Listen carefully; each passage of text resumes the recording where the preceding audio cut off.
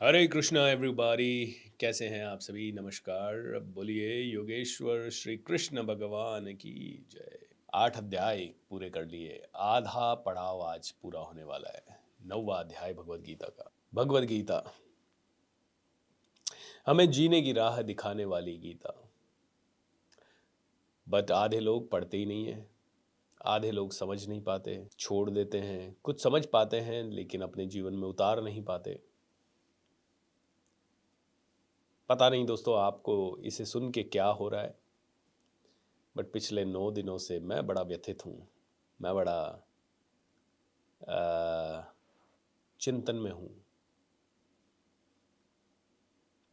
चिंतन ये है कि अध्याय 9 में भी इसके बारे में बहुत अच्छे से बात की है। चिंतन ये है कि जब जड़ को पानी पिला के पत्ते तक भी पानी पहुंचाया जा सकता है, जड़ को सींचा जाए, ये अध्याय 9 की लर्निंग है। जड़ को सींचा जाए तो तने को भी पानी मिलता है, शाखाओं को भी पानी मिलता है, हर एक पत्ते को पानी मिलता है, चाहे ऊंचे से ऊंचा पत्ता क्यों ना, उसको भी बराबर पानी मिलता है।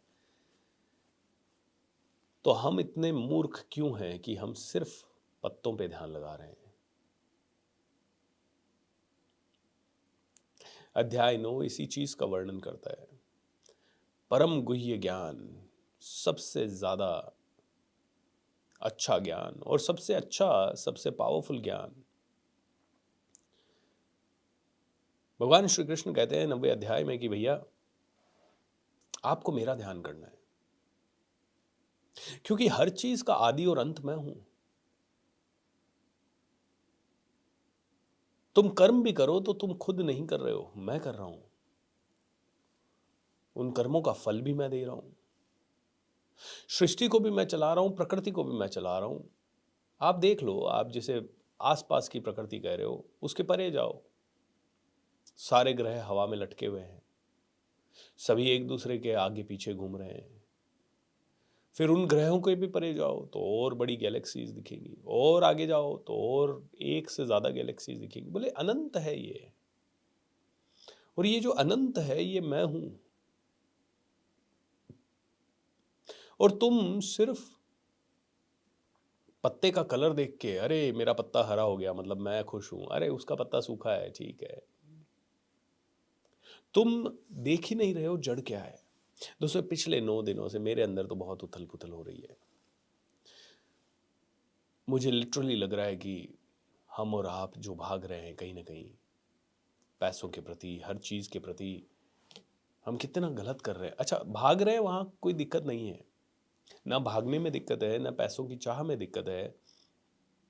दिक्कत यह है कि हमें ऐसा लग रहा है कि हम कर रहे हैं सब कुछ, और इसी के कारण हमारा स्ट्रेस लेवल बढ़ता जा रहा है।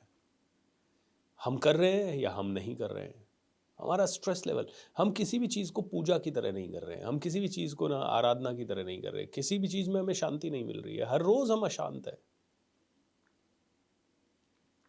तो भगवान श्री कृष्ण 90 अध्याय में कहते हैं भाई तू अशांत क्यों है, तू इतनी सी बात क्यों नहीं समझ रहा कि मैं ही सब चीज़ हूँ और तुझे अंत में मेरे पास आना है। तो तू इतना बेवकूफ़ क्यों है कि अंत पे दिमाग लगाए बिना तू सारे काम किए जा रहा है। जब तुझे मुझसे मिलना है, when you are supposed to meet me only, तो फिर जब तेरा लक्ष्य, परम लक्ष्य तेरी आत्मा का वही है कि मुझे प्राप्त करना, तो तू छोटी चीजों में क्यों उलझा हुआ है। बहुत चिंतन करने वाली बातें हैं, बहुत गहराई वाली बातें हैं, बहुत सोचने वाली बातें हैं। कौन सोच रहा है, कौन सिर्फ आके सीख रहा है और कौन सोच रहा है ये तो मुझे नहीं पता, लेकिन बहुत सोचने वाली बातें हैं। एक चीज जो 90 अध्याय से मुझे समझ में आती है वो है कि धर्म, अब धर्म का उद्देश्य क्या है, धर्म बनाया क्यों गया, ये रीति रिवाज बनाए क्यों गए कि भाई मस्जिद में जाओ, नमाज पढ़ो, चर्च में जाओ, मास में जाओ, गुरुद्वारे में जाओ, मंदिर में जाओ, पूजा करो, तिलक लगाओ। ये सभी चीजें बनाई क्यों गई। इनका उद्देश्य ये नहीं था कि मनुष्य को बांटना, इनका उद्देश्य है भक्ति में लीन करना एक इंसान को। एंड ये 90वें अध्याय में कहते हैं, भगवान कहते हैं कि भैया मेरे तक पहुंचने का मार्ग है भक्ति, मेरे तक पहुंचने का मार्ग है भक्ति। तूने धर्म को भक्ति छोड़ के सब कुछ बना दिया है। धर्म का उद्देश्य है भक्ति, कि भाई ठीक है तुम यहाँ हो, तुम इस जगह पे हो, इस जगह पे तुम्हारे पास ये वाली सुविधा है, इस तरह से भक्ति कर लो भाई। तुम कहीं और हो, किसी और तरह से भक्ति कर लो।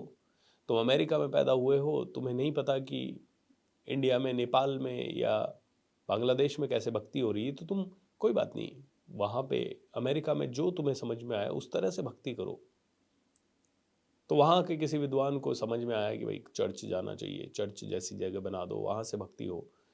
बोले तुम्हारे ये सारे साधन मैंने भक्ति के लिए बनाए, क्योंकि कर्म और भक्ति दोनों अगर मिल गए तो अपने आप तुम मुझ तक पहुंच जाओगे।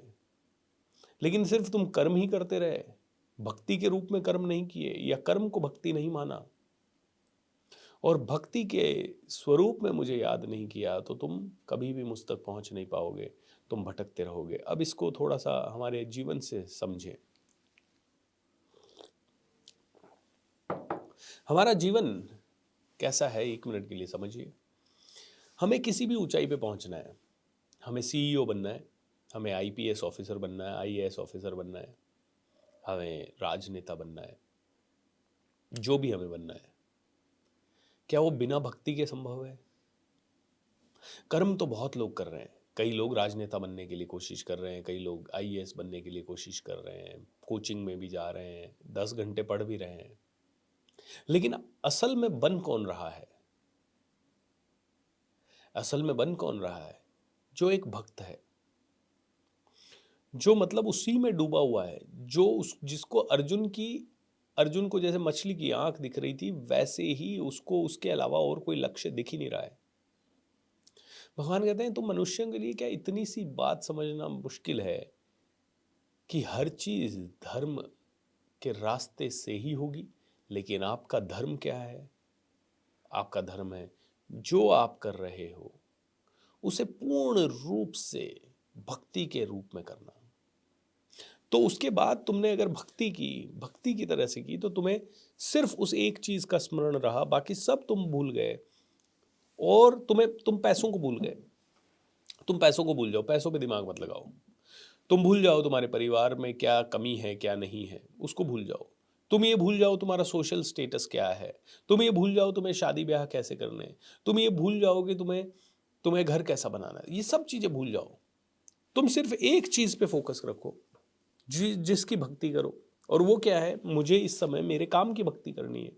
मेरा ये काम है, ये कर्म है मेरा। इसमें अगर मैं पूरी तरह से रम गया, भक्ति कर ली, तो क्या मेरे पास पैसा नहीं आएगा? आएगा। क्या मेरा घर अच्छा नहीं बनेगा? बनेगा। क्या मेरे सब कुछ अच्छे नहीं होंगे? होंगे। तो भगवान श्री कृष्ण कहते हैं अंतिम लक्ष्य पे फोकस करो। अंतिम लक्ष्य। सो वो अंतिम लक्ष्य क्या है? तुम मेरे लेवल पे अगर सोचे तो अंतिम लक्ष्य तेरा मैं हूं। हु इज द अंतिम लक्ष्य? एंड इज परमात्मा से मिलन, मोक्ष। बोलते ये जन्म व्याधि जरा मृत्यु ये तो चलता रहेगा, ये तो इस मृत्यु लोक का है, मेरे वहां लोक में ये सब नहीं है। तो इसको वापस से अपने जीवन से कनेक्ट करें कि हम रोज लड़ते झगड़ते रहते हैं, यार पैसा कम है, ये कम है, वो कम है, वो कम है, और अरे हॉस्पिटल में पैसा लग गया, अरे वहाँ पैसा लग गया, अरे वहाँ पे ये हो गया, वहाँ पे ये हो गया। बोले ये तो तेरे जिंदगी भर चलते रहेंगे।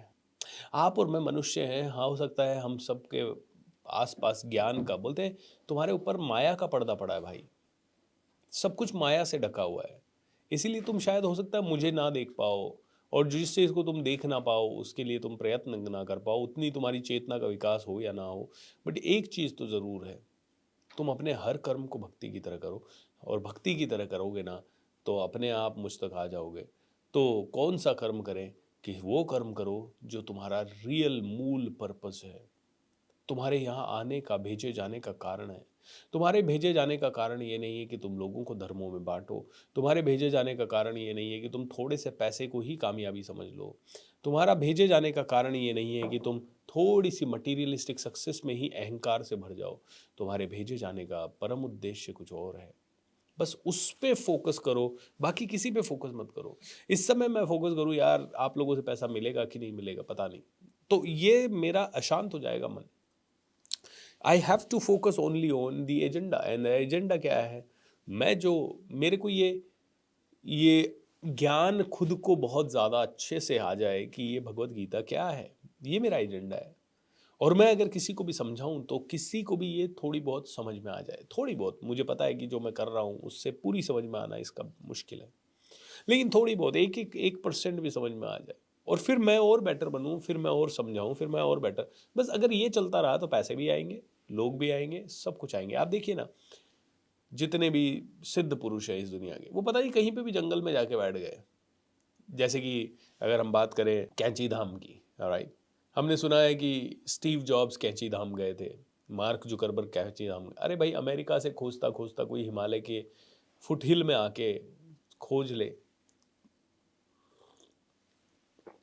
कैंची धाम जैसी जगह को और वहाँ आ जाए, इतना दुर्गम रास्ता है। और उस समय तो और दुर्गम था, अब तो फिर भी सड़क बन गई है, तो फिर कहने ही क्या है। मतलब हम जिस चीज़ को हमें लगता है कि यार बड़ा मुश्किल है, लेकिन वहाँ तक लोग आ जाते हैं। मतलब इतने सिद्ध होंगे ये पुरुष, हमारे महापुरुष, जो जंगलों में पता नहीं कहीं पे भी इन्होंने आश्रम बना लिया और पूरी दुनिया वहाँ तक जाने लग गई। तो बोले BSR सब मिलेगा तुझे, चिंता मत कर, ये सब जो तुझे चाहिए ना सब मिलेगा, लेकिन इनको छोड़, फोकस कर उस पर। तो यही परम गुह्य ज्ञान है कि मैं भगवान हूं और मैं सबका आधारशिला हूं। तुम इस देवता को पूछते हो, उसको पूछते हो, सबको पूछते हो, सब बढ़िया है, बट बोलते हैं तुम्हारी जैसी चेतना होगी तुम वैसे बनोगे। तुम राक्षसों के पूजोगे, तुम राक्षस प्रेत में योनि में चले जाओगे। तुम अगर देवताओं को पूजोगे तो तुम देव बन जाओगे। तुम अगर कांग्रेस को सपोर्ट करोगे तो कांग्रेस ही बन जाओगे। तुम बीजेपी को सपोर्ट करोगे, बीजेपी वाले बन जाओगे। तुम हिंदू को सपोर्ट करोगे, हिंदू वाले गुण आ जाएंगे। तुम मुस्लिम को सपोर्ट करोगे, मुस्लिम वाले गुण आ जाएंगे। तुम जिसकी पूजा करोगे अर्जुन, तुम वैसे बन जाओगे। इसीलिए तुम्हें इन सभी को छोड़ना है और तुम्हें सिर्फ उच्चतम लक्ष्य क्या है उसकी पूजा करनी है। हाईएस्ट लेवल का इंसान बनना है तुम्हें। तुम्हारा काम नहीं है छोटा मोटा बनना। तुम हिंदू मुस्लिम बीजेपी कांग्रेसी नहीं बनो, तुम धर्म बनो। तुम खुद धर्म के आचरण को करो। तुम संप्रदाय मत बनो, तुम आचरण करो धर्म का, तुम मुझे प्राप्त करो। बिकॉज मैं ही हर चीज का आदि अंत हूं, और तुम मुझे छोड़ के तुम सिर्फ हिंदू मुस्लिम बनने में लगे हो। तुम मुझे छोड़ के सिर्फ गोरे काले बनने में लगे हो, छोटे बड़े बनने में लगे हो, स्त्री पुरुष बनने में लगे हो। नहीं नहीं नहीं नहीं नहीं, तुम्हारी जो चेतना है वो बहुत पावरफुल है, और तुम्हारी इस चेतना को मुझ में लगाओ। यही परम गुह्य ज्ञान है। कहते हैं एक बार यू नो तुलसीदास जी यहीं ऐसे कहीं जा रहे थे, और जा रहे थे तो रास्ते में एक मुर्दा मिल गया। लोगों ने कहा भगवान भगवान भगवान प्लीज़, ये बहुत, इसके 3 छोटे छोटे बच्चे हैं, और इसके माता पिता, ये अकेला कमाऊ पूत था, यंग एज में इसकी डेथ हो गई है, बड़ा दुखी हो जाएगा सारा परिवार, कुछ ऐसा कर दीजिए प्लीज़, ये जी जाए, कोशिश करिए। तुलसीदास जी ने कहा मैं क्या कर सकता हूँ, मतलब मैं तो कुछ नहीं, मैं तो एक आज साधारण सा मनुष्य हूँ, फिर भी मैं कोशिश करता हूँ। उन्होंने थोड़े मंत्र वंत्र बोले, थोड़े पूजा वूजा की, प्रेयर्स की, एंड सरप्राइजिंगली वो आदमी जाग गया, जी गया। बात आग की तरफ फैल गई, और उस समय के जो राजा थे, मतलब जो शहनशाह बादशाह जो भी कह सकते हो, उन तक ये सूचना पहुंची कि यार एक ऐसा सिद्ध पुरुष है, महात्मा है, जो चमत्कार करता है, किसी मुर्दे को जीवन कर दान दे देता है। तो तुरंत आदेश हुआ पकड़ के लाओ। ये तो अपने राम नाम भज रहे थे आराम से, पकड़ के लाया गया। बोला चमत्कार करके दिखाओ। बोले मैं तो कोई चमत्कार नहीं जानता। बोले चमत्कार करके दिखाना पड़ेगा, नहीं तो मैं कारागार में डाल दूंगा। बोले मैं नहीं जानता कोई भी चमत्कार भाई, आई डोंट नो एनीथिंग। बड़ा गुस्सा आया, क्रोध आया, जेल में डाल दिया। वो तो जा ही विधि राखे राम ताहि विधि रहिए वाले आदमी थे। उनको कोई फर्क नहीं पड़ रहा जेल क्या है, कचहरी क्या है, कोर्ट क्या है, उनको कोई फर्क नहीं पड़ रहा। वो तो कह रहे हैं जा ही विधि राखे राम ताहि विधि रहिए। एंड जब भक्त को परेशानी होती है तो भगवान आ जाते हैं। अब चैलेंज हुआ, कईयों ने कहा भाई संत को पकड़ लिया तुमने, बेवकूफ़ हो, गधे हो, उल्लू हो, नहीं होगा, चलेगा नहीं, चलेगा नहीं ये। लेकिन वो तो शहंशाह था, बादशाह था, अपने अहंकार में रत था। उसकी बीवी भी गई, छोड़ दो, संत को नहीं पकड़ना है, छोड़ दो, नहीं माना।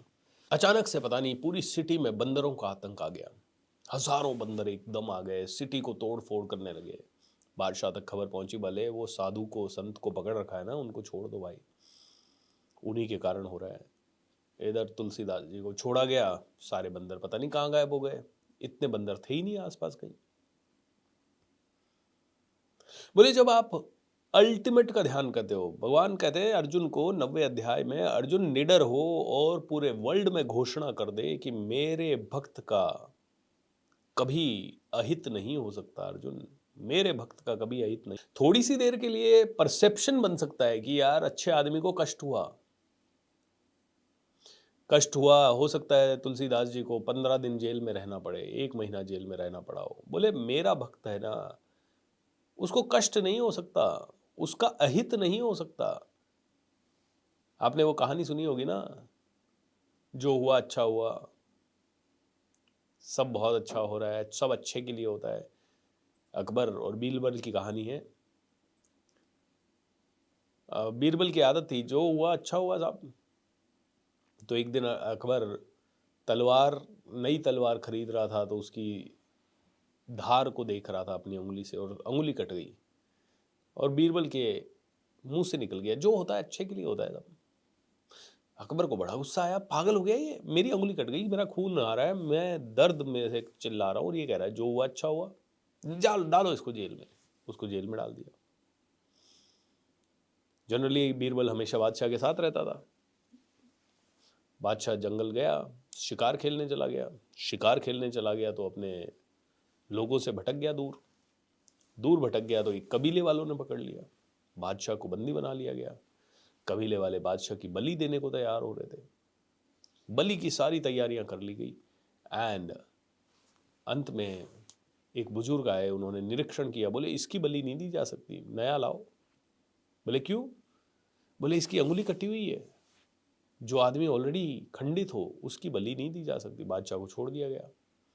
बादशाह महल में आया, बोले बीरबल को बुलाओ। बीरबल को मुक्त कराया, बीरबल को गले से लगाया। बीरबल, मैं समझ गया, तूने जो कहा था ना। क्या कहा था तूने बीरबल? तूने कहा था जो होता है अच्छे के लिए होता है, मेरे को अब मतलब समझ में आ गया। बट एक चीज़ समझ में नहीं आई, मेरी उंगली कटी, मेरे साथ तो ये अच्छा हुआ, तू कारागार में रहा फालतू में, तेरे साथ क्या अच्छा हुआ? तो बीरबल ने कहा भगवान, अगर मैं कारागार में नहीं डाला जाता तो मैं आपके साथ कहाँ होता, युद्ध भूमि में या जंगल में, और आपकी बलि नहीं दी जाती, मेरी दी जाती। तो बोले जो होता है बहुत अच्छे के लिए होता है। तो भगवान श्री कृष्ण यहाँ पे यही कहते हैं कि 3 तरह के पुरुष होते हैं, एक प्रथम श्रेणी के, दूसरे श्रेणी के और तीसरे श्रेणी के। प्रथम श्रेणी का पुरुष जो होता है, उसे भक्ति भाव में लीन होना होता है। वो जानता है भक्ति क्या है, वो जानता है भक्ति कैसे की जाती है, वो अपने आप को साध पाता है, उसको पता है कि परम तत्व परमात्मा ही सब कुछ है, और वो पूरी तरह से उच्च कोटि का आदमी होता है, और उसके साथ कभी कोई अहित नहीं होता। वो पूरी तरह से एक अवेयर सोल होती है, जागृत सोल होती है, जागृत आत्मा होती है। इन्हें जीवन में आध्यात्मिक रास्ते में प्रगति बहुत आसानी से मिल जाती है। बोलते there is a second kind of a soul. Second kind of a soul कौन सा है? वो सोल जिसे ये तो नहीं पता कि सब कुछ परमात्मा है, लेकिन ये आदमी भी है ना, जाने अनजाने में किसी न किसी काम को बहुत ही शिद्दत से करता है, भक्ति के अंदर आ जाता है, बट इसे नहीं पता कि वो भक्ति का अंतिम उद्देश्य क्या है। इसे परमात्मा नहीं पता, इसे कई सारी चीज़ें पता नहीं है, लेकिन ये भक्त ज़रूर है। ये किसी एक काम को पकड़ लेता है और उसे बहुत अच्छे से करता है, और जाने अनजाने में, मतलब इसको जो भक्ति वाले प्रथम श्रेणी के व्यक्ति कहते हैं, वो जाने अनजाने में ये करता चला जाता है। और बोलते हैं तीसरे उच्च निम्न कोटि का इंसान है वो, जो अपने आप कोई अहंकारी है, जिसको न तो भक्ति के रास्ते पे जाना है, न भक्ति के रास्ते पे चलने वाले इंसानों से उससे कोई मतलब है, बल्कि वो उनसे घृणा और करने लग जाता है। जो मिथ्याचारी है, जो दुराचारी है, जो सोचता है कि मैं जीव हूं तो सब कुछ मेरा ही है। बोले ये तीन कोटि के, तीन तरह के लोग हैं। और ये तीनों चीजें क्या है, थोड़ा सा श्रद्धा के ऊपर काम होता है इनमें। तो कहते हैं कि एक छोटी सी कहानी आपने सुनी होगी, अंधों का हाथी। कि भाई सब सात अंधे थे, सातों ने कहा भाई हमें हाथी देखना है, कैसा होगा देखेंगे। कहीं पे हाथी के पास पहुंच गए, किसी ने पूंछ पकड़ी तो बोला ये हाथी पूंछ जैसा होता है भैया, झाड़ू जैसा होता है। किसी ने पाँव पकड़ा तो हाथी खंबे जैसा होता है, किसी ने पेट पकड़ा तो हाथी दीवार जैसा होता है, किसी ने कान पकड़े तो बोले हाथी तो पंखों जैसा होता है, पंखे जैसा होता है। किसी ने सूंड पकड़ी तो बोले ये तो एक इंस्ट्रूमेंट जैसा होता है, बजाने का इंस्ट्रूमेंट होता है। किसी ने टस्क पकड़ा तो बोले ये तलवार जैसा होता है। हर आदमी ने अपनी अपनी अलग अलग व्याख्या दी। क्यों? क्योंकि सारे के सारे अंधे थे। तो भगवान श्री कृष्ण कहते हैं कि तुम अंधे क्यों हो रहे हो? तुम्हारे पास शस्त्र शास्त्रों की आंखें हैं ना, शास्त्र पढ़ो ना, तुम अच्छे गुरुओं के पास जाओ ना। तुम अंधे होने की जरूरत क्या है? तुम्हें अनुमान लगाने की जरूरत क्या है? तुम्हें समझ में नहीं आ रहा कि इस दुनिया का उद्देश्य क्या है, तो सीखो, पढ़ो, समझो। सब कुछ मैं हूं, मुझे भोग लगा के ही भोजन करो, क्योंकि तुम्हें भोजन दिया किसने? मैंने दिया है, अर्पण तो करो। तो अर्जुन कहते हैं भगवान क्या आप इतने सेल्फिश हो कि आपको अगर भोग नहीं लगाया तो आप नाराज हो जाओगे? आपको अगर भोग नहीं लगा के कोई करता है तो फिर आप उससे अपसेट हो जाते हो? भगवान क्या आप इतने स्वार्थी हो कि आप सिर्फ अपने भक्तों की ही सेवा करोगे? आप तो कहते हो मैं तो सबके साथ समान हूं, और फिर आप कहते हो कि तुम मेरे भक्त बनो तो ही मैं तुम्हें प्रिय हूं, या तो ही तुम मुझे प्रिय हो। मैं समझा नहीं भगवान, आप तो कहते हो मैं सब जगह हूं, मैं सभी का ध्यान रखने वाला हूं, और आप ही कह रहे हो भक्त बनो, और भक्त बनूंगा मैं तभी आप मुझे प्यार करोगे। तो भगवान एक बहुत ही अच्छा सा उदाहरण देते हैं। भगवान कहते हैं मैं सेल्फलेस हूं, मेरा किसी से कोई लेना देना नहीं है। मैं किसी से कोई ऐसा नहीं रखता कि पार्शलिटी, कि भाई ये मेरे को प्रिय है और ये मेरे को प्रिय नहीं है। तो भगवान एक उदाहरण देते हैं कि मैं एक सीईओ हूं और मेरे नीचे 10,000 लोग काम कर रहे हैं। मुझे क्या पता जो भी आ रहा है व्यक्ति, मेरा तो काम है चलाना। अब वो 10,000 व्यक्ति मेरे नीचे काम कर रहे हैं। अब उनमें से कोई आदमी ड्यूटी से जी चुराता है, टाइम पे नहीं आता है। कोई आदमी होता है जो टाइम पे आता है, अच्छा काम करता है। लेकिन कोई या कोई उनमें से होता है जो बहुत अच्छा काम करता है। जो बहुत अच्छा काम करता है उसको सीईओ क्या करेगा? प्रमोट करेगा। और अच्छा काम करता है उसको क्या सीईओ क्या बनाएगा? डायरेक्टर बनाएगा। और अच्छा काम करता है सीईओ क्या बनाएगा? वाइस प्रेसिडेंट बनाएगा। बोले मैं सीईओ हूं, मेरा किसी से कोई लेना देना नहीं है, लेकिन मुझे हर किसी को कर्मों का फल तो देना ही है ना। जो जैसे कर्म करेगा मुझे उसे वैसे फल देना है। तो मेरी किसी में आसक्ति नहीं है कि ये मेरा परम भक्त है, ये नहीं है, ये वैसा है। बोले मैं जो तुझे कह रहा हूं कि भाई मैं भक्तों को ज्यादा ध्यान देता हूं, तो उसके पीछे रीजन है। उनके जो फल हैं बस मैं उसको उनको दे रहा हूं, that's it. I have nothing to do with भक्त और अभक्त। मैं कोई अटैच नहीं हूं ना, मैं कोई प्रसाद का भूखा हूं कि मुझे भोग लगाओगे, मैं खाऊंगा, फिर तुम खाओगे। बोले ये सब तो मेरा है, तुम मुझे क्या दोगे? भाई भोजन भी मेरा है, सब कुछ मेरा है, सब मैंने बनाया है, सृष्टि मैंने बनाई है, प्रकृति मैंने बनाई है, सब कुछ मैं बना रहा हूं, और तुम कह रहे हो कि तुम्हारा ही भोजन तुम्हें। भैया भोजन का भूखा नहीं हूं मैं, भगवान भाव का भूखा है। बोले भाव, तुम काम तो कर रहे हो लेकिन तुम्हारा भाव पूजा वाला है क्या? तुम पूजा वाले भाव से काम करोगे, तुम्हारा परफॉर्मेंस दिख के आएगा, मुझे तुम्हें उच्च क्वालिटी का फल देना ही पड़ेगा। महाभारत का युद्ध समाप्त हो गया, महाभारत का युद्ध समाप्त हो गया, सभी का अंतिम संस्कार वगैरह कर दिया गया, सब कुछ हो गया।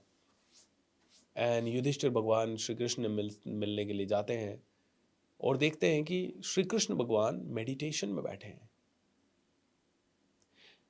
एंड अचानक से युधिष्ठिर जो पूछते, भगवान आप किसकी मेडिटेशन कर रहे हो, आप किसका ध्यान कर रहे हो?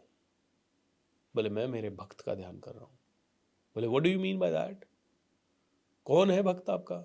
बोले सब लोग, सबका क्रियाकर्म वगैरह हो गया, सब कुछ हो गया, लेकिन अभी भी युद्ध भूमि में एक आदमी पड़ा हुआ है जिसने अभी प्राण नहीं त्यागे हैं, और वो सिर्फ मुझ में ध्यान लगाए हुए हैं।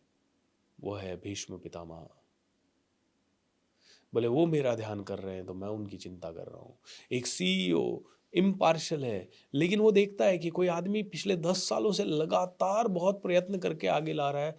आज अगर वो थोड़ी पीड़ा में है तो सीईओ कहते हैं यार भाई वो आज दिखाई नहीं दिया, क्या हो गया? बोले वो अचानक से मुझे ध्यान आता है अर्जुन। समझना पड़ेगा, ये भगवत गीता है ना, हमारे जीवन का सार है। हमारे जीवन में एक एक चीज जो हो रही है ना, उसको हमें इससे रिलेट करना है, तो हमारा जीवन अच्छा हो पाएगा। अदरवाइज हमें सोचते रहेंगे यार पार्शलिटी चल रही है, वो चल रहा है, वो होगा, और चल भी रही होगी, लेकिन हमें क्या करना है वो हमें समझना है। बार बार हर चैप्टर में घूम घूम के ये बातें आएगी। ओके, बार बार बार बार ये समझ में आएगा कि यार भगवान भक्त, भगवान भक्त, भक्ति कर्म बार बार लौट लौट के आएंगे, बार बार। बोले कुरुक्षेत्र चल रहा है, लड़ाई चल रही है, तेरे इस शरीर के अंदर सारी महाभारत हो रही है, तुझे पता ही नहीं है। और तुझे क्या करना है इस महाभारत से बचने के लिए? तुझे युद्ध करना है। कौन सी चीजों से? हर एक विकार से। तेरे अंदर जो कमियां हैं उनको दूर करना है, और उन सभी कमियों को दूर करने के लिए सबसे आसान उपाय है भक्ति कर। जो आदमी भक्ति में रत रहता है वो आदमी गलत काम नहीं कर सकता, उससे किसी को चोरी नहीं होगी, वो चींटी को भी सता नहीं सकता। और जब तू इतना करुणामयी होगा, इतना प्रेममयी होगा अर्जुन, कि तू चींटी को भी सता नहीं सकता, तो तू ऑटोमेटिकली हायर लेवल पे पहुंच रहा है। तेरा प्रमोशन निश्चित है, क्योंकि तूने काम ही ऐसे किए हैं। तू देख रहा है तेरी भौतिक आज्ञा से कि यार मैं इतना अच्छा ब्राह्मण हूं, मैं इतना अच्छा स्वस्थ आदमी हूं, सब कुछ है, मुझे तो उच्च श्रेणी का मिलना चाहिए सब कुछ, और तू गरीब ब्राह्मण बन गया, तो तुझे लग रहा है भगवान तुझसे नाराज है। अरे भाई मैं तेरे से नाराज नहीं हूं, मैंने तो बस एक परख लिया है तुझे कि तू पिछले जन्म में ना उन्नत अवस्था में पहुंच गया था, लेकिन है ना एग्जाम तो जरूरी है ना कि तू सच में उन्नत अवस्था में पहुंचा कि नहीं पहुंचा। तेरा एग्जाम तो लेना पड़ेगा। एक बच्चा जुलाई में एग्जाम, मतलब नया सत्र शुरू होता है, तब से पढ़ाई करता है, बहुत अच्छा पढ़ाई करता है, और सभी बच्चों से उत्तम दिख रहा है, लेकिन एग्जाम तो लेना पड़ेगा। एग्जाम में ही तो समझ में आएगा कि तू उन्नत है कि नहीं है। तो बोले जब तेरे साथ बुरा हो रहा है ना, तो तेरा एग्जाम चल रहा है, तेरा एग्जाम चल रहा है अर्जुन। उस समय एग्जाम तेरा चल रहा है कि भाई तू पास होगा कि नहीं। तो अच्छे आदमी को जो बुरे वातावरण कई बार मिलता है ना, वो एग्जाम चल रहा है कि तू उस बुराई के बीच में तेरा बिहेवियर क्या है, उसके बीच में तेरी विचारधारा क्या है, उसमें भी तू क्या मुझ में मन लगा सकता है, उसमें भी क्या तेरा लक्ष्य परम धाम को प्राप्त करना होता है, उसमें भी तू क्या सूरदास जी की तरह या तुलसीदास जी की तरह जेल में बंद है, तो भी तू कह रहा है जाहि विधि राखे राम ताहि विधि रही है। क्या तू कह पा रहा है ये चीज? तू कह पा रहा है? तू कर पा रहा है क्या? नहीं कर पा रहा है तो फिर क्यों? क्यों तुझे मिलना चाहिए सब कुछ बहुत अच्छा? वाई? सो भगवान कहते हैं अर्जुन समझ, जो मोहग्रस्त है, जो सिर्फ और सिर्फ मोह में लिपटा है, उसके सभी काम निष्फल हो जाते हैं, उसके सारे काम बेकार हो जाते हैं अर्जुन। मोह त्यागना होगा, चीजों का मोह है, पैसों का मोह है, और ये सारी एनर्जी कहाँ लगानी होगी? ये सारी एनर्जी लगानी होगी अपने परम लक्ष्य पे। आपको इस जीवन का परम उद्देश्य और परम लक्ष्य क्या समझ में आता है मुझे नहीं पता। मुझे जो समझ में आया है, मुझे ये समझ में आया है कि मेरे जीवन का परम उद्देश्य है, मुझे नहीं पता भगवान को तो मैं प्राप्त कर पाऊंगा या नहीं, मेरे जीवन का परम उद्देश्य है जो मुझे मिला है भगवान की तरफ से वो सब देके चला जाऊं, ताकि उससे कई लोगों का हेल्प हो सके। मुझे जितना समझ में आया उतना सबको समझ में आ जाए, जो जो मैं कर सकूं इस दुनिया के लिए वो मैं कर दूं। तो कई बार कहते हैं भगवान कि भाई दुनिया के लिए तुम करोगे तो क्या तुम्हें सब कुछ मिल जाएगा? शायद नहीं मिलेगा। तुम्हें ये अहंकार भी हो सकता है मैं नहीं किया, बस वो अहंकार ना हो, अहंकार रहित हो जाओ और सब कुछ देके जाओ, क्योंकि प्रकृति का नियम है, संसार का नियम है, भगवान का नियम है कि भगवान भी जब आए तो वो खुद इंसान थे, और इंसान के रूप में जब जब भगवान आए उन्होंने दुनिया को दिया।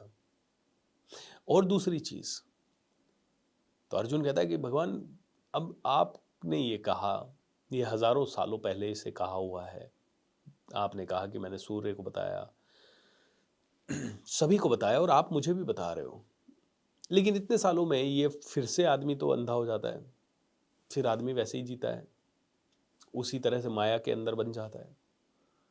तो भगवान, इसका कोई आदि अंत है कि नहीं है? उसका कोई मतलब, ये बार बार आप तो गायब हो जाते हो, ऐसा क्यों होता है? अच्छा, आप हो अभी मेरे साथ हो, मैं तो आपको पहचान पाया, लेकिन ये दुर्योधन वगैरह कोई भी नहीं पहचान पाते आपको, ऐसा क्या रीज़न है?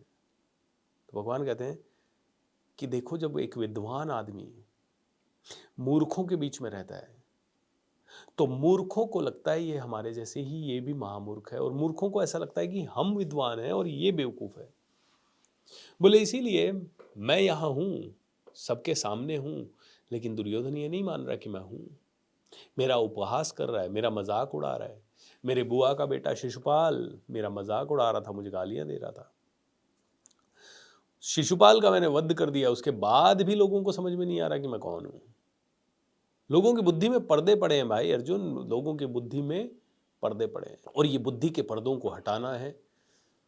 तो इस बुद्धि के पर्दों को हटाने के लिए आदमी को हायर कॉन्शियसनेस पे आना पड़ेगा, हायर लेवल की चेतना के स्तर को कंटिन्यू पावरफुल बनाना होगा। और इसके उपाय भगवान ने पहले ही बता दिए हैं। क्या करो? स्मरण करो, अनुमान मत लगाओ, स्मरण करो। क्योंकि अनुमान से तो अंधों का हाथी हो गया, कि किसी ने अनुमान लगा लिया, हाथी तो खंबे जैसा है। भगवान तो ऐसे ही है, और हर आदमी अनुमान लगा रहा है। भगवान तिलक लगाने से प्रसन्न होंगे, भगवान माला पहनने से प्रसन्न होंगे, भगवान ऐसी टोपी लगाने से प्रसन्न होंगे, 5 बार नमाज पढ़ने से प्रसन्न होंगे। भाई तुमने 5 बार नमाज तो पढ़ ली, लेकिन शाम को आके बकरा खा रहे हो, मतलब क्या है? अब दोनों कॉन्ट्राडिक्टरी है कि नहीं है? धर्म की किसी किताब में तो ये नहीं लिखा हो सकता मेरे हिसाब से। मैंने नहीं पढ़ी है कुरान, न मैंने बाइबल पढ़ी है, तो मैं ये नहीं बता सकता। बट आप दिन भर तो भगवान के लिए, ईसा मसीह कितना करुण होंगे, 1 मिनट के लिए सोचते हैं। उनके हाथों में कीलें ठोकी जा रही है, पाँव में कीलें ठोकी जा रही है, और उनके करुण हृदय से एक ही पुकार है, भगवान इनको माफ कर देना। मतलब एक तरफ इतनी करुणा, आप ईसा मसीह को फॉलो कर रहे हो, ईसा मसीह इतने करुण हैं, और आप गाय को काट के खा रहे हो, बीफ खा रहे हो, आप बकरा खा रहे हो, मुर्गी खा रहे हो, सब कुछ खा रहे हो। हजरत मोहम्मद पैगंबर जी के बारे में मैंने एक कहानी पढ़ी कि वो एक गली से जाया करते थे, और एक महिला उनसे बड़ी नफरत करती थी, तो रोज वो वहां से निकलते थे और उनके ऊपर कचरा डालती थी, रोज कचरा डालती थी, रोज कचरा डालती थी, रोज कचरा डालती थी। मोहम्मद पैगंबर जी कचरे को देखते थे, झड़क देते थे, आगे निकल जाते थे, प्रेम से दुआ देते थे उस लेडी को। एक दिन मोहम्मद पैगंबर वहां से निकले, कचरा नहीं आया। उनको बड़ी चिंता हो गई कि यार आज महिला को कुछ हो तो नहीं गया। अंदर गए घर में पूछने के लिए, देखा महिला बीमार है। उसकी कुशल क्षेम पूछी, क्या हो गया? मैं तो चिंतित था कि आज तुमने कचरा नहीं डाला, मतलब कुछ हो गया। अब ये इंसान अगर कोई इतना करुण हो सकता है, तो क्या कभी वो एक संदेश देंगे कि तुम किसी जीव की हत्या कर दो? हो ही नहीं सकता, इम्पॉसिबल है, इम्पॉसिबल है, ये हो ही नहीं सकता। करुणा एंड प्रेम, यही सिखाया है धर्म के सभी पैगंबर्स ने, चाहे वो किसी भी धर्म का क्यों ना हो। मैंने सुना है, और ये कि भाई किसी को कुछ छोड़ना होता था पहले, किसी को शराब छोड़नी है, तो वो क्या करता था, भगवान के जाके उस शराब की बोतल को रखे आता था कि भाई भगवान आज से मैं इसे छोड़ रहा हूं। हमने उल्टा कर दिया, भगवान को क्या चढ़ती है? शराब चढ़ती है। कुछ किसी किसी भगवान को क्या चढ़ती है? शराब चढ़ती है। दुर्गा मैया को क्या चढ़ती है? मछली चढ़ती है। अरे मछली तुम छोड़ने गए थे उनके पास, अब तुमने तुम्हारी सहूलियत के हिसाब से उसको पूरा शिफ्ट कर दिया, सिस्टम को क्या शिफ्ट कर दिया? मछली चढ़ाओ, दुर्गा मैया को चढ़ गई, अब अपने खा लो। शराब चढ़ाओ, अब अपने पी लो। भैरू जी को शराब चढ़ गई, अरे भैरू जी तो शराब ही पीते हैं, चलो शराब चढ़ गई, शराब का प्रसाद चढ़ गया, अब खा लो। तुमने एक अलग सिस्टम पैदा कर दिया। इंसान बड़ा मूर्ख है, मूर्ख, महामूर्ख है, महामूर्ख। भगवान ने किया कुछ और, इसने कहां से कहां कुछ और बना दिया। कुछ भी बदल दिया, कैसे भी बदल दिया, और अपनी सहूलियत के लिए बदल दिया, एंड बोले भगवान मिलेंगे। भगवान नहीं मिलेंगे मेरे भाई। तो भगवान कहते हैं मुझे तो भोग नहीं चाहिए, मुझे भाव चाहिए भाई। बस मुझे तो ये देखना है कि तुम इस सारी सृष्टि में तुम्हें जो भी मिला है, तुम्हें सारा उधार का मिला है, और तुम उस उधार के मिली हुई चीज को ऐसे कह रहे हो मैंने अर्जित किया है, इसको तुम्हारा ये मैं सेक्रीफाइस हो, इसलिए तुम मुझे अर्पण करो पहले, ताकि तुम्हें पता लगे कि मैंने दिया है, तुमने कुछ नहीं दिया है। तो तुम मुझे भोग लगाओ, और भाव से भोग लगाओ, इस भी फीलिंग से भोग लगाओ कि सच में तुमने कुछ नहीं किया है, तुमने कोई भी कर्म किया है उसका फल मिला है तुम्हें, पहले भगवान को याद करो। और हमारे सारी संस्कृतियों में है, हमने नया घर लिया तो हम पहले भगवान की पूजा करवाते हैं, वास्तु शांति गृह शांति, भगवान को मनाते हैं, भगवान को बुलाते हैं घर में, भगवान को बिठाते हैं, घर के अंदर घुसते ही पहले गणेश जी की मूर्ति वगैरह लगाते हैं। भाई गणपति, शादी ब्याह होता है सबसे पहले भगवान गणेश जी को या जिस भी देवता को आप पूजते हैं, आप सारा का सारा विधि विधानों से हो रहा है। बोले अब तुमने इसको सब कुछ अपनी सहूलियत से चेंज कर दिया यार, ये तुम्हारा तुम बड़ा गलत है, तुम भाव नहीं रहे अब, भावमयी। बोले भाव का भूखा है भगवान, भगवान भाव के भूखे हैं, भगवान प्रेम के प्यासे। भगवान आपसे प्रेम करें, कहते हैं कि भगवान प्लीज मैं ना ये करूंगा, लड्डू चढ़ाऊंगा, मेरा ही काम कर देना। आपको क्या लगता है ये रिश्वत चलेगी वहां?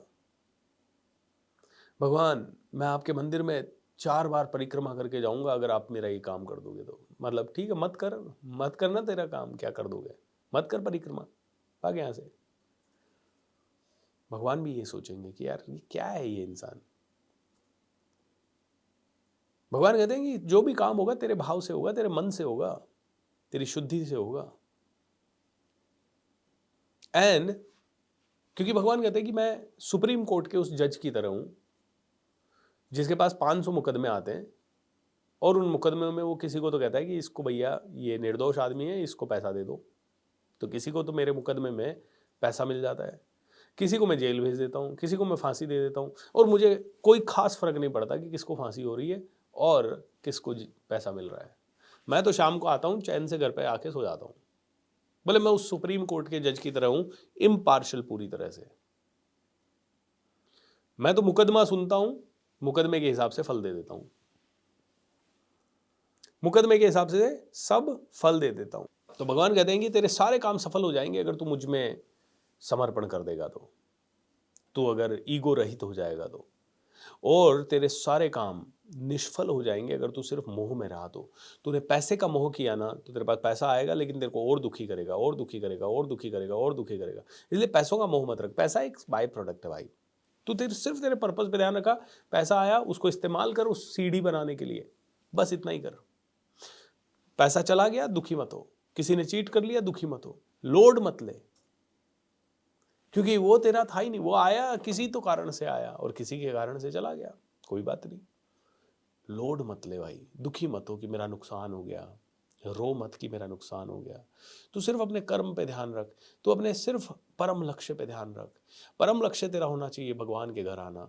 बट अगर तुझे ये समझ नहीं आ रहा कि तेरा परम लक्ष्य भगवान के घर आना है, तो परम लक्ष्य ये समझ ले कि भगवान इस दुनिया के कण कण में है। तो जब कण कण में भगवान है तो कण कण की सेवा करना ही तेरा परम लक्ष्य है। तेरा परम लक्ष्य है कण कण की सेवा करना, और कण कण की सेवा और पूजा में तू अगर अपना पूरा जीवन न्यौछावर कर देगा तो तू अंत में भक्ति भाव को प्राप्त होगा, और भक्ति भाव को प्राप्त होगा तो तू मेरे धाम आएगा। ओके, कहते हैं कि एक 20 माले की बिल्डिंग है, उस 20 माले की बिल्डिंग में लिफ्ट अगर लगी है तो मुझे लिफ्ट से जाना चाहिए, सीढ़ियों से क्यों जाऊं?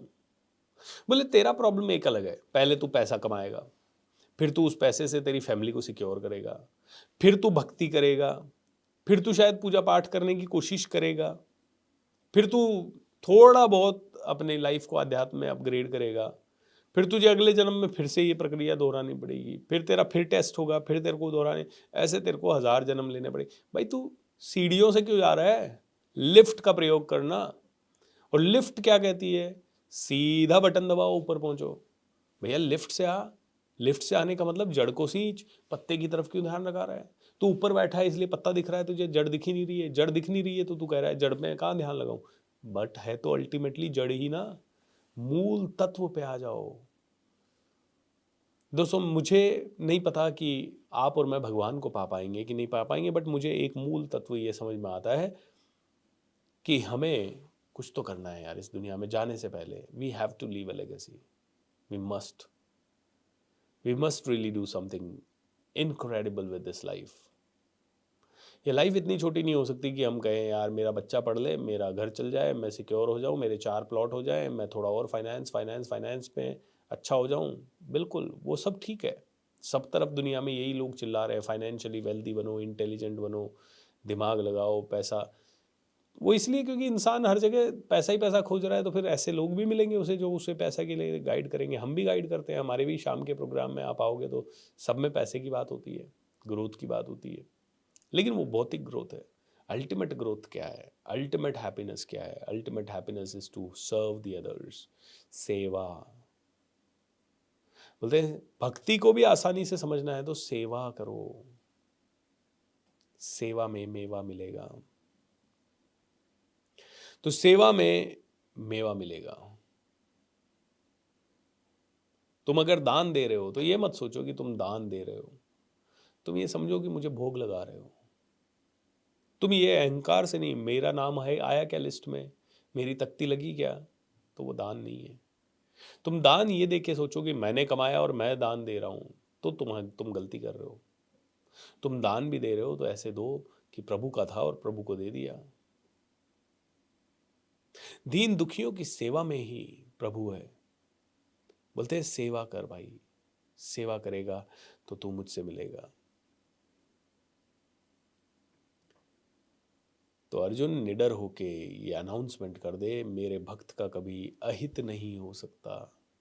तो दोस्तों, जो भी इंसान भाव से भगवत प्राप्ति के लिए, भगवान के लिए, या यू नो अपने लक्ष्य की प्राप्ति के लिए कर्म करता है, वो हमेशा हर सीईओ का प्रिय होगा, वो हर जज का प्रिय होगा, वो भगवान का प्रिय होगा।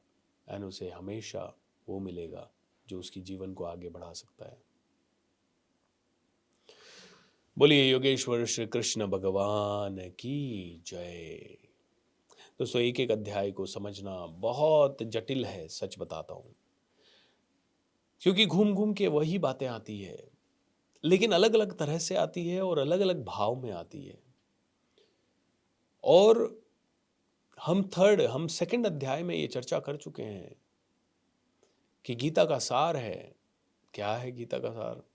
कि कर्म उच्चतम क्वालिटी के हों, ब्राह्मण कर्म हो। तो हमें भी ब्राह्मण तत्व को प्राप्त करना है, हमारी बौद्धि को जगाना है, हमारी बुद्धि को हाईएस्ट लेवल पे लेके जाना है। और ये बुद्धि को हाईएस्ट लेवल पे ले जाने का छोटा छोटा प्रयत्न हो रहा है। कौन से श्लोक में क्या गया है, कहा गया है, मुझे नहीं पता। मुझे इतना पता है कि कौन से चैप्टर में क्या कहा गया है। हर एक श्लोक पढ़ना मेरे लिए मुश्किल है, लेकिन हर एक चैप्टर के सार को समझना ये मेरे लिए आसान है। और मैं वो ही समझाने का आपको प्रयत्न कर रहा हूं कि ultimate level of happiness is never going to be in the materialistic world. तो लोभ ना करें, छोटा ना सोचें, एवरेज ना रहें, अपने आप को हाईएस्ट लेवल पे ले जाएं, जीवन को सादा बनाएं, सरल बनाएं। जीवन जटिल नहीं है, हमने जटिल बना दिया है। हम गीता को समझेंगे धीरे धीरे धीरे धीरे धीरे धीरे धीरे धीरे, सेवा मार्ग से, भक्ति मार्ग से, ज्ञान मार्ग से, कर्म मार्ग से, निष्काम कर्म योग से हम अपने जीवन को साध सकते हैं। कोई प्रश्न हो इससे रिलेटेड तो एक बार पूछ लीजिए।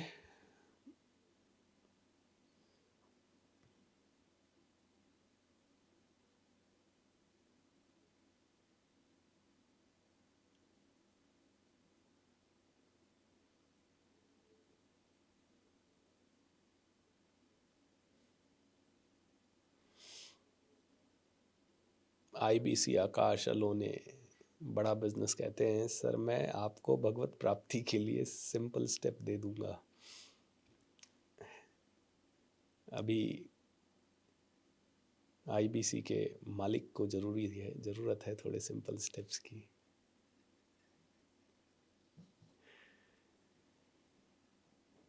ओम नमः शिवाय।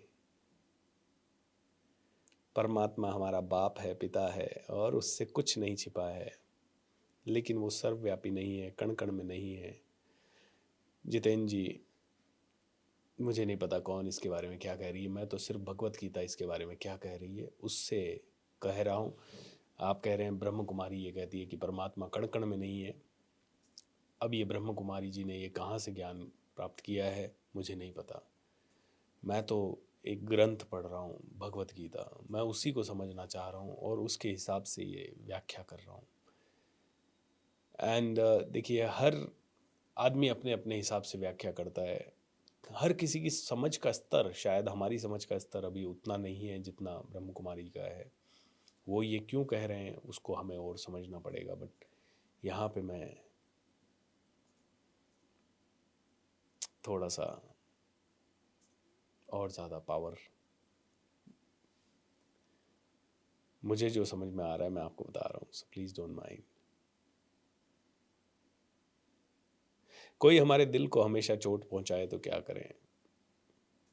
वो करें जो कृष्ण ने किया, 100 बार माफ करें, 101वीं बार गला काट दें।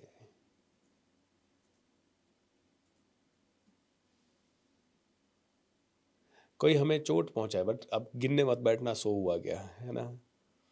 भगवान कृष्ण ने कहा, जो शिशुपाल था उनकी बुआ का बेटा था, वो जब पैदा हुआ तो बड़ी मुश्किल हुई, क्योंकि कृष्ण ने जब देखा कि बेटा ये तो काल, इसका काल तो मैं ही बनूंगा, तो बुआ भी बड़ी चिंतित हुई, बेटा क्या करें।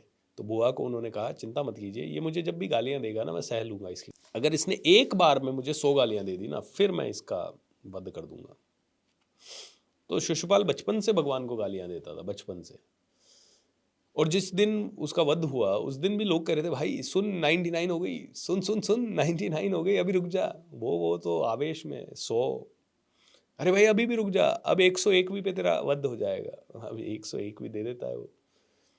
तो जो भगवान श्री कृष्ण से सीखे, देखिए रामायण में भगवान श्री राम ने बताया कि मर्यादा पुरुषोत्तम की तरह जीवन जियो, एक ऐसा जीवन जियो जो कि मर्यादा में रह के जियो। और श्री कृष्ण ने लोगों को बताया कि अब भाई युग चेंज हो गया है, अब मर्यादा में रहने का समय नहीं आया है, अब तो लोगों को मर्यादा में रखने की बात आई है। तो भगवान श्री राम मर्यादा में रहते थे एंड भगवान श्री कृष्ण मर्यादा में रखते थे, दोनों में बहुत फर्क है। तो भगवान श्री कृष्ण कहते हैं कि 100 बार सह लो, क्योंकि परिवार है आपका। 100 बार से ज़्यादा सह लो, 1000 बार सह लो, 10,000 बार सह लो। हर बार प्रयत्न करो कि आदमी सुधर जाए, समझाओ उसे, तरीके से समझाओ, हर तरह से समझाओ। नहीं होता है 101वीं बार आपको जो करना है फिर आपको करना है। पीयूष जी, बड़ा मुश्किल है ये समझ पाना कि जीवन का उद्देश्य क्या है। बस इतना ज़रूर समझ लो, जीवन का उद्देश्य अपने से बहुत बड़ा है, अपने परिवार के लिए जीने से बहुत बड़ा है। और फिर कहते हैं कि उद्देश्य को चुनना पड़ता है। जैसे अर्जुन का उद्देश्य क्या था किसी को नहीं पता था, लेकिन अर्जुन ने चुना कि मैं धनुर्धर बनूंगा।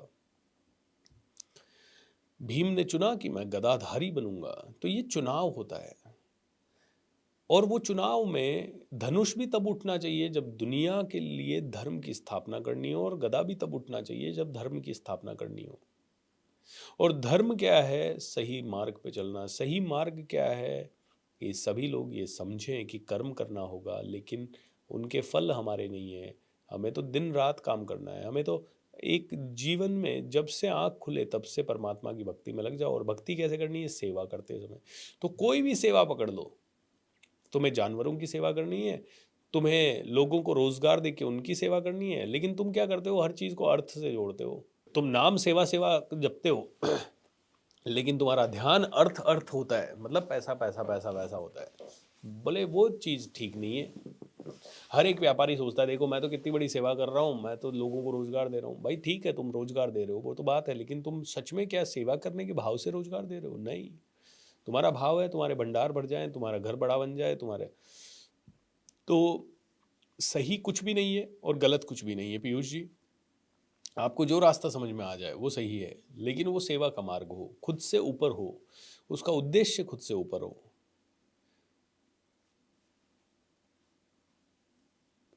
कहते हैं सत्य परेशान हो सकता है लेकिन विजय अंत में सत्य की होती है। मेरा प्रश्न है कि यदि जीवन भर सत्य परेशान ही होता रहेगा तो मरने से सत्य जीतने से भी क्या मतलब है? सत्य परेशान, देखिए कहते हैं कि हमारे जब 1000 युग हो जाते हैं ना, तो ब्रह्मा जी का एक दिन ही होता है। एक युग यानी 12 लाख वर्ष। और हमारे ऐसे 1000 युग होते हैं ना, तब ब्रह्मा जी का एक दिन होता है। और हमारे जब 1000 युग होते हैं तो ब्रह्मा जी की एक रात होती है। अब ये मैं क्यों कह रहा हूँ? देखिए आपके और मेरे हिसाब से सत्य परेशान हो सकता है, पराजित, हम सत्य कर रहे हैं और हमारा पूरा जीवन निकल गया सत्य की खोज में, और हम परेशान ही होते जा रहे हैं। और आप कह रहे हो बुढ़ापे में सत्य जीत भी गया तो उसका क्या करें? बुढ़ापे की बात नहीं कर रहे हैं यहाँ, यहाँ तो जीवन जीवन की बात कर रहे हैं। हो सकता है आज जो सत्य है वो परेशान हो रहा है और अगले 10 जन्म तक सत्य परेशान ही हो रहा है आपके हिसाब से। 11वें जन्म में सत्य जीत सकता है। और हो सकता है आज सत्य परेशान हो रहा है और कल सत्य जीत जाए। सत्य परेशान हो सकता है, पराजित नहीं। तो हमारा तो यही है ना कि भाई अब जो भी है, जाहि विधि राखे राम ताहि विधि रहिए। परेशान कौन हो रहा है? तुम जीवात्मा, तुम्हारे विचारों से परेशान हो रहे हो, तुम कहानी जो अटैच कर रहे हो ना उससे परेशान हो रहे हो। अरे भगवान ने मेरे साथ इतना बुरा कर दिया, मेरे को कुछ दिया ही नहीं, देखो मैं, मेरा 1 करोड़ रुपए था, लॉस हो गया सारा का सारा। फिर तुम अपने आप को कहानी सुना सुना के परेशान कर रहे हो। वो 1 करोड़ तुम्हें परेशान नहीं कर रहा। तुमने अगर 1 मिनट में एक्सेप्ट कर लिया ना कि यार 1 करोड़ गया तो गया, अब कोई बात नहीं, अब जो गया उसके बारे में क्या रोना, और आगे बढ़ गए, तो तुम्हें वो परेशान नहीं करेगा। तो क्या सच में सत्य तुम्हें परेशान कर रहा है? ये तो सब इंसानों की दी गई भाषाएं हैं कि सत्य परेशान नहीं, पराजित नहीं होगा। भाई परेशान तो कभी था ही नहीं इंसान। इंसान ने अपने बुद्धि से अपने आप को, हमारी बुद्धि हमें परेशान करती है। हमें न सत्य परेशान करता है न असत्य परेशान करता है, हमारी बुद्धि हमें परेशान करती है। हाँ चलिए, कोई ऐसा गुंडा मिल गया जो तुम्हें बेवजह पीट रहा है तो बात समझ में आती है। लेकिन उस पिटाई में भी कई बार कहते हैं कोई तो कोई तो मेरा वो उतरा, क्या कहते हैं, आपको वो कल परसों कहानी सुनाई थी ना, एक सांप के ऊपर बच्चा डाल रहा था। तो अब देखिए ये चेतना का स्तर है, हम समझ ही नहीं पाते कि हमारे साथ बुरी चीज़ क्यों हुई है, लेकिन कहीं ना कोई कर्मों का फल है। और बिना उसके बोलते हैं कि तुमने बीज नहीं बोया तो फल नहीं आएगा भाई। तुम ही ने बीज बोया है, आज बोया हो, चाहे 10 साल पहले बोया हो, या 50 साल पहले बोया हो, चाहे 200 साल पहले बोया हो, चाहे पिछले जन्म में बोया हो, फल तो तुम्हारा ही है और बीज भी तुम्हारा ही है। पांडवों का फायदा सबने उठाया, ठीक है, पांडव बहुत अच्छे थे। तो धृतराष्ट्र ने कहा भाई तू तो अच्छा है युधिष्ठिर, जुआ खेल ले। युधिष्ठिर को पता है कि जुआ मैं खेलना नहीं चाहता, लेकिन अब क्या करूं, चाचा है, बहुत ही विद्वान चाचा है, उस चाचा ने मेरे को आज्ञा दी है, मैं क्या करूं, मैं चाचा की आज्ञा को कैसे टालूं। सभी ने कहा भाई जुआ मत खेल, लेकिन युधिष्ठिर धर्मराज थे, चाचा मतलब बड़ों की आज्ञा हो गई तो मरना भी पड़े तो उनको मंजूर था। तो जुआ भी खेला पांडव बेचारे। अच्छा, बाकी के चारों भाई, बड़े भाई ने कहा कि खेलना है तो बैठ गए। बड़े भाई ने सब दाव पे लगा दिया तो लगा दिया, हमें भी दाव पे लगा दिया तो लगा दिया, हम दास हो गए तो चलो हम दास भी हो गए, अब क्या कर सकते हैं भाई। पांडव बेचारे बड़े अच्छे थे। ओके, तो भगवान श्री कृष्ण यहाँ कहते हैं कि देखिए तुम अच्छे हो तो डेफिनेटली दुनिया तुम्हारा फायदा उठाएगी। दुर्योधन ने जम के फायदा उठाया, शकुनि ने जम के फायदा उठाया। तो भगवान कहते हैं इसका सारा सोल्यूशन है मैं, मेरे जैसे बन जाओ। मेरा कोई फायदा ही नहीं उठा पाया। क्या थे भगवान श्री कृष्ण में, क्या क्वालिटीज़ थी? अच्छे कम्युनिकेटर थे, अच्छे लीडर थे, समझदार थे कि कौन उनका फ़ायदा उठा रहा है और कौन नहीं उठा रहा है। समझदार थे, जानते थे कि कब क्या करना है। समझदार थे कि बुआ का बेटा है तो 100 गलतियां कर रहा है, तब तक ठीक है, छोड़ना चाहिए। 101 भी गलती की उड़ा दो। समझदार थे, अर्जुन को बोला भैया सुन, कर्ण को तू हरा नहीं पाएगा, लेकिन कर्ण अधर्म की तरफ खड़ा है, नीचे बैठ गया है, रथ का पहिया देख मैंने अंदर डाल दिया है, मैं मार तो नहीं सकता, तू मार दे, अभी अभी मार दे, अभी अभी अभी। तो भगवान श्री कृष्ण कहते थे कि अच्छा बनो, लेकिन इतने अच्छे मत बनो कि धर्म मर जाए। धर्म को नहीं मरने देना है, धर्म के रास्ते में जो खड़ा है वो मर जाए। तुम्हारी अगर बहुत ही हाईएस्ट लेवल की ड्यूटी और तुम सच में दुनिया का भला करने के लिए हाईएस्ट लेवल पे सेवा कर रहे हो, उसके बीच में कोई आए, वो मंजूर नहीं है। कृष्ण कहते थे पता लगा तुम अपना धर्म निभा रहे हो और बीच में कोई आ गया और तुम अच्छे बनने के चक्कर में धर्म को भूल गए और उसको खुश करने में लग गए, दैट इज रॉन्ग। तो भगवान श्री कृष्ण कहते हैं कृष्ण बनो, कृष्ण, कृष्ण के जैसे गुण लाओ। आज भी हजारों लाखों करोड़ों लोग ऐसे हैं जो दुनिया के लिए, देश के लिए, समाज के लिए, दूसरों के लिए जीते हैं, प्रकृति के लिए जीते हैं, कई हैं दोस्तों। वो बात अलग है कि अब कोई भी एजेंडा लेके चलता है तो हमें लगता है अरे इसका तो खुद का पर्सनल एजेंडा होगा, इसको तो पॉलिटिक्स में आना होगा, इसको तो इसमें आना होगा, इसको तो कोई अवार्ड चाहिए होगा। ये अब हमारी सबकी, देखिए मूर्ख आदमी दुर्योधन भगवान को कैसे देखेगा, जैसा वो खुद है। अच्छा ये कृष्ण जरूर कोई चाल चल रहा है, ये कृष्ण जरूर हमसे कुछ हड़पना चाहता है, वो भगवान को भी वैसे ही देखेगा ना। तो भगवान भी अगर इंसान के रूप में आए तो उनके साथ वैसा ही बिहेव हुआ जैसा कि किसी इंसान के साथ होता है, क्योंकि मूर्ख इंसान कभी भी बुद्धिमान इंसान को समझ ही नहीं सकता। वो तो उसको अपने आप को ही बुद्धिमान मानता है और दूसरे को मूर्ख मानता है।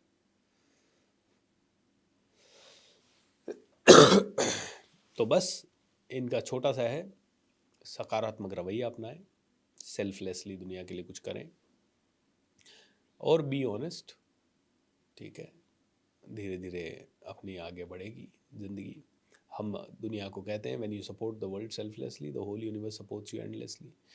अब जिसका जैसा भाव वो उसको वैसे लेता है। कोई आप में से बड़े शुद्ध भाव में उसको लेता है कि हाँ यार BSR सच में दुनिया के लिए कर रहा है। कोई आप में से थोड़ा सा ऐसा है जिसने कभी ये खुद ने कहा हो लेकिन उसके मन में ये रहा हो यार ये कह के पैसा ले लेते हैं, वो ये सोचेगा BSR ये कह रहा है और देखो अपने साथ में कोर्स भी बेच रहा है, तो BSR शायद पैसा लेने के लिए ये वाली लैंग्वेज यूज़ कर रहा है।